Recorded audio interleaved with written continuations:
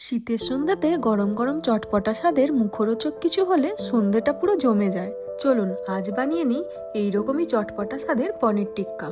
প্রথমে একটা বলে কিছুটা রিফাইন অয়েল নিয়ে তাতে কাশ্মীরি লঙ্কা আর হলুদ গুঁড়ো দিয়ে ভালো করে মিশিয়ে নেব। এবারে এর মধ্যে জল ঝরানো টক দই, আদা রসুন কাঁচা লঙ্কা বাটা, স্বাদমতো লবণ, বেশ কিছুটা পরিমাণে টিক্কা মশলা, কাসুরি মেথি, আজওয়াইন, সামান্য পরিমাণে চিনি আর রোস্টেড বেসন দিয়ে ভালো করে মিশিয়ে নেব।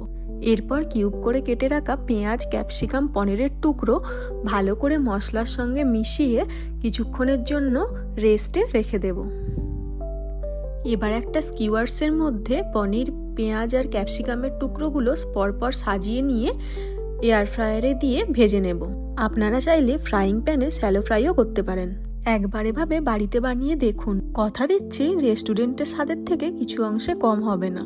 শীতের সন্ধ্যাতে গরম গরম